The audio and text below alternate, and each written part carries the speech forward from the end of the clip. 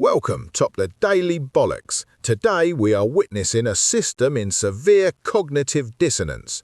An evidence-based diagnostic of the UK government reveals a terrifying operational flowchart, one that contrasts the aggressive prosecution of those who defend the state with the institutional protection of those who attack it. Welcome to the architecture of the inverted state. On one side, the state's defenders, military veterans, elite troops, and vulnerable working-class citizens are subjected to unrelenting legal pressure and financial austerity.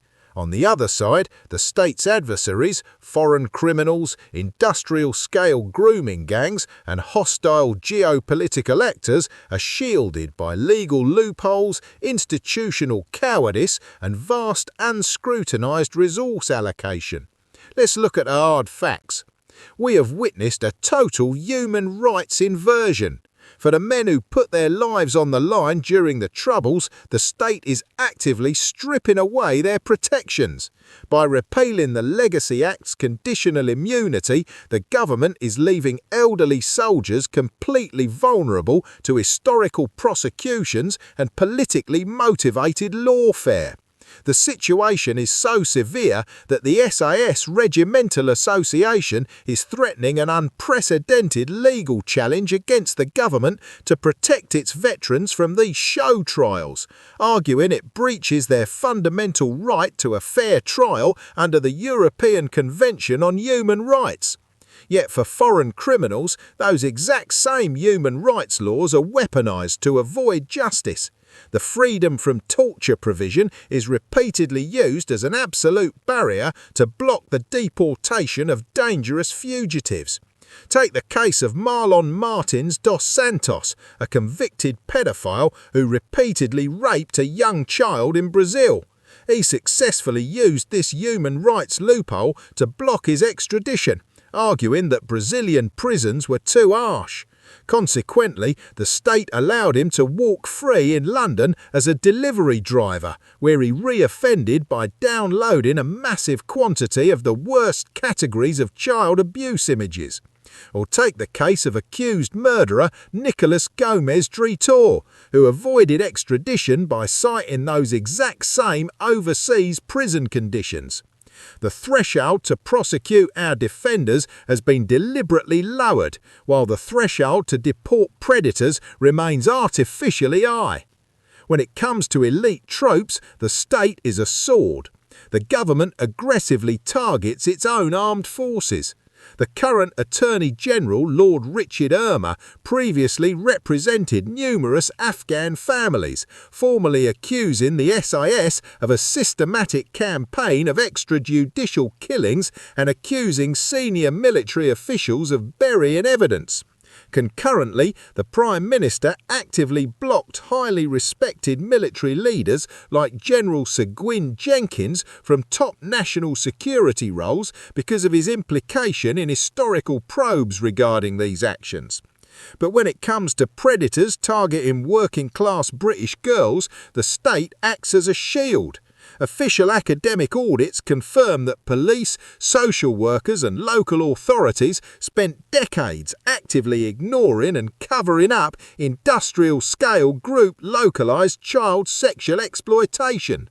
These institutional failures were driven by a toxic mix of classist prejudices and an overwhelming bureaucratic fear of offending racial and religious sensitivities, allowing perpetrators to systematically abuse children without impunity. This inversion is mirrored perfectly in the allocation of our national treasure. The British military is suffering through decades of catastrophic underinvestment.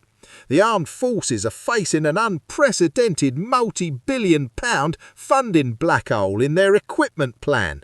Billions of pounds were squandered over more than a decade on the Ajax armoured vehicle programme that injured soldiers with excessive noise and vibration and failed to deliver a deployable vehicle. Our flagship multi-billion-pound aircraft carrier, MHMS Prince of Wales, has repeatedly broken down and missed deployments due to ungreased propeller shafts. Meanwhile, active duty troops are forced to live in squalor, with a massive portion of single living accommodation deemed essentially unfit for purpose due to chronic damp, mould, rat infestations and failing infrastructure. Yet for others, the tap never runs dry. In stark contrast to the crumbling military estate, the government is currently spending unchecked millions every single day on hotels to house migrants as channel crossings continue to soar. And what is the government doing with this broken, underfunded force? They're escalating foreign wars. Despite official parliamentary warnings that the military lacks the war-fighting readiness required to sustain a high-intensity peer-to-peer conflict, the government is dragging the UK deeper into Middle Eastern conflicts. The Prime Minister has allowed the United States to use British military bases in Cyprus and Diego Garcia to launch strikes against Iran, putting British forces directly in the crosshairs. We're posturing on the global stage while hemorrhaging personnel at home. A disastrous and hugely expensive outsourcing contract with Capita has led to severe recruitment shortfalls, and official figures show the military is losing personnel faster than it can recruit them, carrying serious pinch points in highly technical trades. We're demanding our troops step into global wars while failing to provide them with the basic resources, manpower and legal protections they need to survive. These mirrors are not accidents, they are the symptoms of an inverted operational flowchart. A state that prioritises the human rights of foreign abusers over domestic safety. A state that projects strength in the Middle East while allowing its domestic military infrastructure to collapse. A state that uses working-class citizens as a buffer for its failed policies, while using lawfare to punish the elite veterans who defended the realm. This is the breaking of the social contract. A nation cannot sustain war-fighting readiness while subjecting its elite veterans to politically motivated show trials. A government cannot demand blind loyalty from its armed forces while it actively covers up the exploitation of its most vulnerable citizens. When the state over-indexes on punishing its own while under-indexing on protecting its citizens, the architecture of the nation ultimately collapses. The institutions designed to defend the realm have been repurposed to manage its decline. And the public is finally waking up to the reality of the inverted state.